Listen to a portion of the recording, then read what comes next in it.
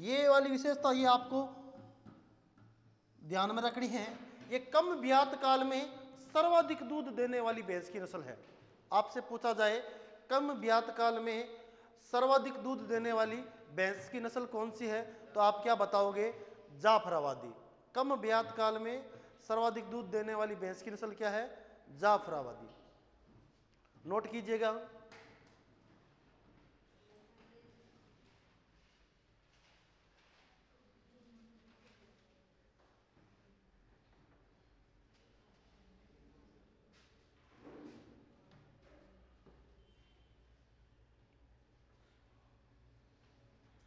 आपको इसकी दूध क्षमता और इसके दूध के अंदर फैट या वसा परसेंटेज कितना होता है ध्यान में रखना है। और ये चीज़ भी ध्यान में रखनी है कि कम ब्यात काल में सर्वाधिक दूध देने वाली भैंस की एकमात्र नस्ल है वो कौन सी है? जाफराबादी। कौन सी है? जाफराबादी। चलते हैं इससे आगे।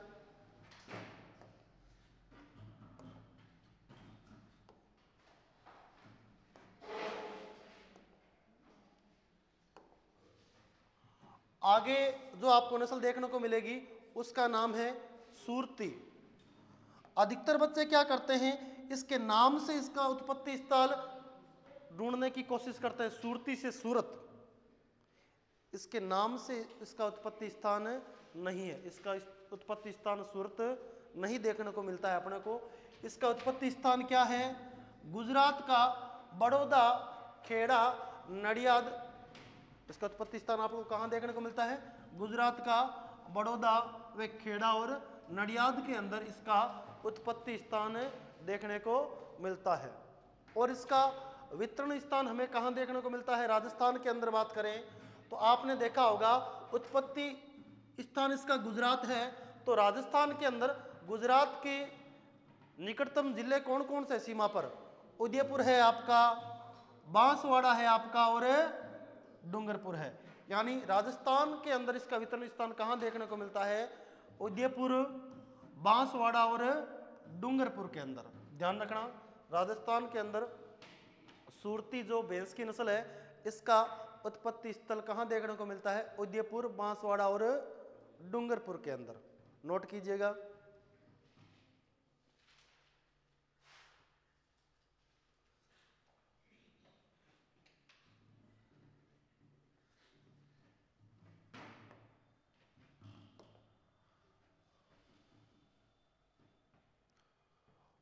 आगे देखते हैं इस सूरती नस्ल की जो क्या क्या विशेषता अपने को देखने को मिलती है।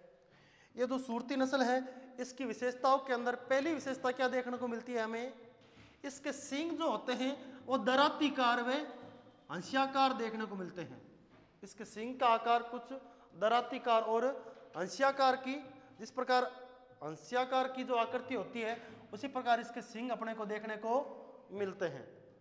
और इसकी विशेषता क्या होती है? इसका पेट का जो आकार रहता है वो नाव के आकार का होता है। इसका पेट है जो नाव के आकार का अपने को देखने को मिलती है। और क्या है, ये जो भैंस की नस्ल है वो हल्के काम हेतु उपयोगी होती है। हल्के काम हेतु उपयोगी होती है। और इसकी गर्भकाल की जो अवधि होती है वो गर्भकाल की अवधि कितनी होती है? 305 दिन होती है। इनके गर्भकाल की अवधि कितनी देखने को मिलती है अपने को? 305 दिन। और इसकी विशेषताओं में अपने को क्या देखने को मिलता है? इसके दूध उत्पादन की क्षमता कितनी होती है? 1500 से 1700 लीटर प्रति ब्यात। 1500 से 1700 लीटर प्रति ब्यात अपने को इसकी दूध उत्पादन क्षमता भी देखने को मिलती है। और इसके दूध के अंदर वसा का परसेंटेज कितना देखने को मिलता है? 7.5% अपने को इसके दूध के अंदर वसा देखने को मिलती है। नोट कीजिएगा जो सूरती नस्ल है इसकी विशेषताओं को। यदि आपसे पूछा जाए किस नस्ल की भैंस के जो सींग होते हैं वो अंशाकार की आकृति के होते हैं तो कौन सी होगी आपके? सूरती। कौन सी होगी? सूरती। ध्यान में रखना है।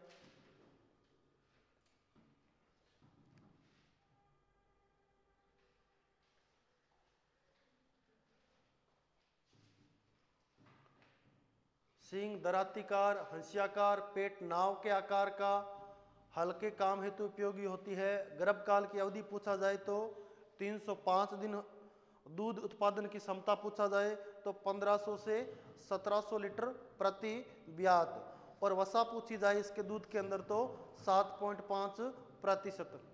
चलते हैं आगे इससे।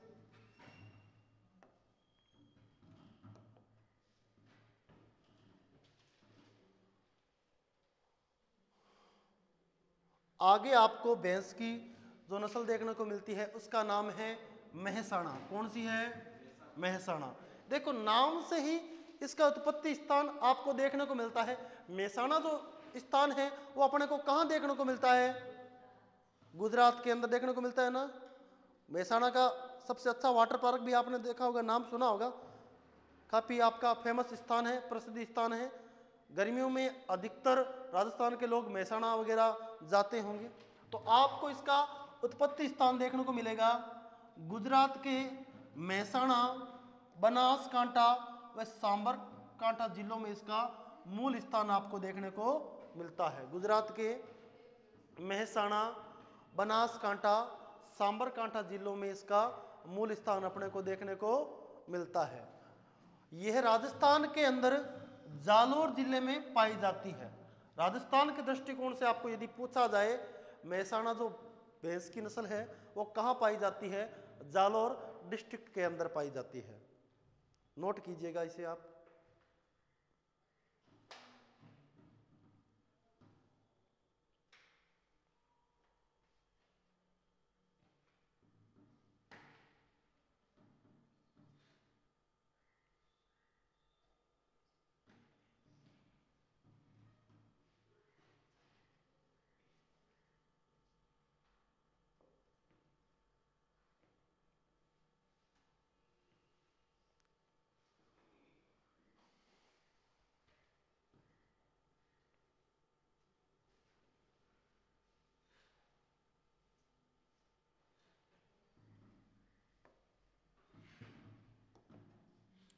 आपने नोट किया होगा। इससे आगे चलते हैं। मेहसाणा जो भैंस की नस्ल है इसकी क्या क्या विशेषता होती है? इसकी पहली विशेषता क्या है? ये जो नस्ल है ये द्विसंकरण से विकसित की गई है। मेहसाणा जो आपकी नस्ल है ये द्विसंकर से विकसित की गई है। यानी ये जो नस्ल है मुर्रा और सुरती जो भैंस की नस्ल है इसके प्रजनन से जो नस्ल तैयार हुई है उसका नाम क्या है आपका? मेहसाणा। यानी आप लोगों ने देखा होगा मेहसाणा जो भैंस की नस्ल है वो कैसे प्राप्त होती है? जब मुर्रा और सुरती भैंस की नस्ल है इसके बीच में जब संकरण करवाया जाता है या प्रजनन करवाया जाता है तो इससे प्राप्त नस्ल अपने पास में कौन सी नस्ल कहलाती है? मेहसाणा नस्ल। कौन सी नस्ल? मेहसाणा नस्ल। और इसका दूध काल जो होता है सर्वाधिक लंबा होता है। यानी कितने दिन? लगभग 325 दिन। इसका दुग्ध काल जो होता है वो सर्वाधिक लंबा होता है, 325 दिन। और इसकी विशेषताओं में क्या देखने को मिलता है? इसके दूध उत्पादन की जो क्षमता होती है ये 1800 से 1900 लीटर प्रति ब्यात अपने को देखने को मिलती है। और इसके दूध के अंदर फैट या वसा परसेंटेज अपने को कितना देखने को मिलता है? 8%। कितना? 8%। नोट कीजिएगा।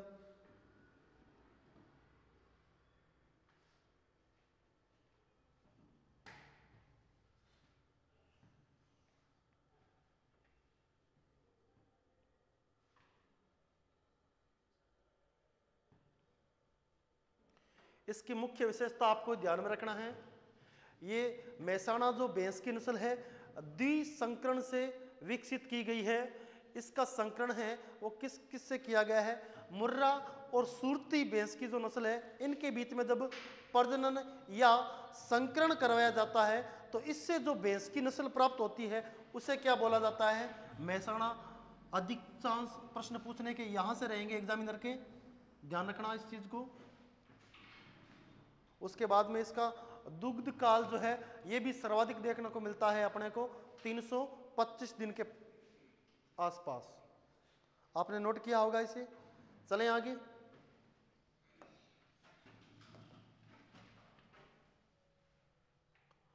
आगे आपको जो भैंस की नस्ल देखने को मिलती है उसका नाम है नीली रावी। क्या नाम है? नीली रावी। इसका उत्पत्ति स्थान अपने को कहां देखने को मिलता है? पंजाब का फिरोजपुर जिला, पंजाब का फिरोजपुर जिला। इसका नाम, इस भैंस की नस्ल का नाम नीली क्यों पड़ा? इस भैंस की नस्ल का नाम नीली क्यों पड़ा? इसके बारे में भी एक साइंटिफिक रीजन है। ये जो भैंस है सतलज नदी के किनारे अधिकतम देखने को मिलती है आपको, और सतलज नदी का जो पानी का रंग होता है वो कैसा देखने को मिलता है आपको? नीला देखने को मिलता है। कैसा देखने को मिलता है? नीला। इसीलिए इस नस्ल को क्या नाम दे दिया? नीली, नीली रावी। इसका उत्पत्ति स्थान आपको कहां देखने को मिलता है? पंजाब का फिरोजपुर जिला। और इसका नाम नीली क्यों पड़ा? क्योंकि सतलज नदी के आसपास ये अधिक मात्रा में पाई जाती है, और सतलज नदी के जो पानी का रंग होता है वो कैसा होता है? नीला होता है। तो इसीलिए सतलज नदी के आसपास रहने वाली भैंसों को आपने क्या नाम दे दिया? नीली रावी। नोट कीजिएगा।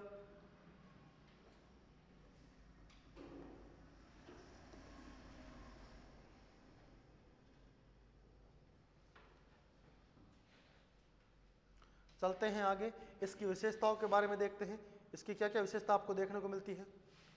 ये विशेषता सर, इस विशेषता से आपसे प्रश्न पूछा जा सकता है मेनली, भैंस की कौन सी नस्ल है जो पंच कल्याणी के नाम से प्रसिद्ध है, यानी जिसे पंच कल्याणी के नाम से भी जाना जाता है। तो नीली रावी जो भैंस की नस्ल है इसे पंच कल्याणी के नाम से भी आप जाना जाता है। और इसकी विशेषताओं के अंदर अपने को क्या देखने को मिलता है? इसका चेहरा, माथा और थुथुन, इसे अंग्रेजी में क्या बोलते हैं? मजल, वह टांगों का निचला भाग और पूंछ का अंतिम किनारा जो होता है वो किस रंग का होता है आपका? सफेद रंग का। यानी इसका चेहरा, माथा, थुथुन और टांगों और पूंछ का अंतिम किनारा किस रंग का देखने को मिलता है अपने को? सफेद रंग का। और आंखें भी इसकी कैसी होती है? सफेद होती है। कैसी होती है? इसकी आंख सफेद होने के कारण इसे एक अन्य नाम और दिया जाता है, जिसका नाम क्या है? वोल आइज। इसकी आंखें सफेद होने के कारण इसे वोल आइज के नाम से भी जाना जाता है। और इस नस्ल की जो भैंस है, इसके नर पशु है, जुताई के लिए उपयोगी माने जाते हैं। इस नस्ल के जो नर हैं वो जुताई के लिए अधिक उपयोगी माने जाते हैं। यहाँ पे आपको एक नाम देखने को मिला होगा, थुथुन। थुथन, थुथन नाम का शाब्दिक अर्थ क्या देखने को मिलता है अपने को? कोई पशु या जानवर जो होता है इसके मुंह का आगे निकले हुए हिस्से को क्या बोलते हैं? थुथन। कोई पशु या जानवर के मुंह के आगे निकला हुआ हिस्सा क्या कहलाता है आपका? थुथन। क्या कहलाता है? थुथन। इसके नर जो होते हैं वो गहरी जुताई या पंडलिंग के लिए भी जाने जाते हैं। पंडलिंग का मतलब क्या होता है? धान की खेती करते हैं ना, तो धान की जुताई के लिए भी इसके नर हैं वो जाने जाते हैं।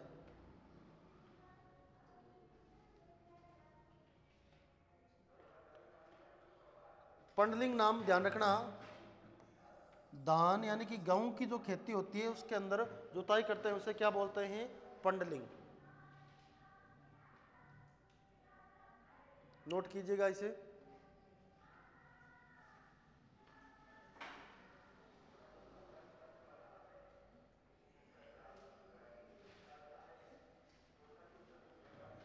नोट किया आपने? चल कीजिएगा नोट।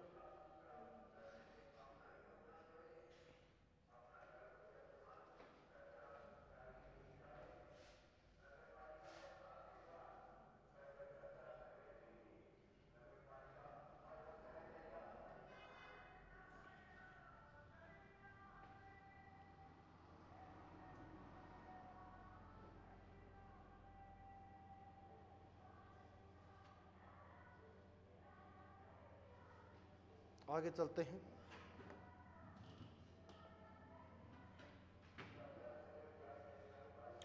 इसके दूध उत्पादन की जो क्षमता होती है वो अपने को कितनी देखने को मिलती है, 1500 से 1800 लीटर प्रति ब्यात इसके दूध उत्पादन की क्षमता अपने को देखने को मिलती है। और इसके दूध के अंदर वसा परसेंटेज कितना देखने को मिलता है अपने को, 8%। कितना, 8। यानी इसके दूध के अंदर फैट जो होती है ये 8% पाई जाती है।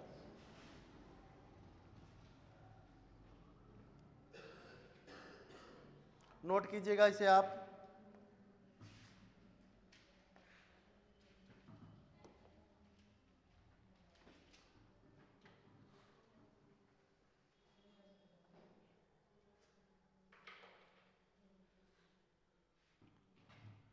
आपने देखा होगा इन सभी भैंस की नस्ल के बारे में।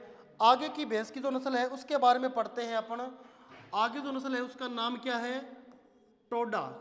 क्या नाम है, टोडा। नाम से ही पता चलता है ये भारत के कौन से क्षेत्र में पाई जाती है। एक जनजाति होती है टोडा जनजाति। कौन सी जनजाति, टोडा जनजाति, जिसे आप भारत के दक्षिण क्षेत्र में देखते हैं कि नहीं देखते हैं। टोडा जो जनजाति होती है वो भारत के दक्षिण क्षेत्र में सर्वाधिक पाई जाती है। तो ये भैंस की जो टोडा नस्ल है ये भी आपको भारत के दक्षिण क्षेत्र में देखने को मिलेगी। इसका उत्पत्ति स्थल कोई पूछे तो क्या होगा, इसका यदि आपको कोई उत्पत्ति स्थल पूछा जाए यानी उत्पत्ति स्थान, क्या देखने को मिलता है अपने को, भारत का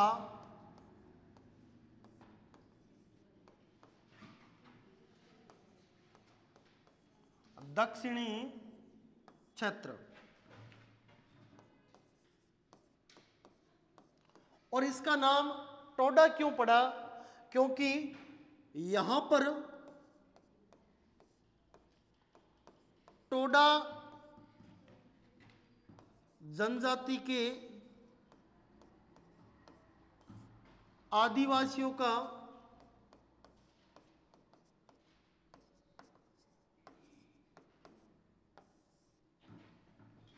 आधिक्य होने के कारण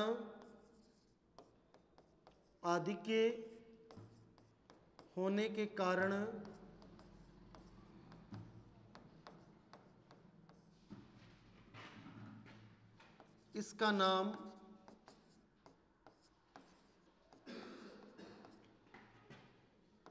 टोडा देखने को मिलता है। यानी यहाँ की जो आदिवासी जनजाति है ये टोडा जनजाति है। इन्होंने अपने ही नाम से भैंस को पुकारना शुरू कर दिया, टोडा जनजाति की भैंस दक्षिण क्षेत्र में पाई जाती है। इनका नाम टोडा क्यों पड़ा, आदिवासियों, टोडा आदिवासी यहाँ अधिक मात्रा में पाए जाते हैं। इन्होंने अपने ही नाम से इनका नाम प्रसिद्ध कर दिया, टोडा जनजाति की भैंस है। इसके अंदर आपको इतना ही पूछा जाएगा टोडा जनजाति की भैंस के बारे में। तो आज आपने भैंस की 4 से 5 नस्लों के बारे में पढ़ा होगा। आगे की भैंस की नस्ल के बारे में भी हम कल की क्लास में पढ़ेंगे। तो आज के लिए जय हिंद साथियों। आगे की क्लास में मैं आपको इससे और अच्छा कंटेंट देने की कोशिश करूंगा।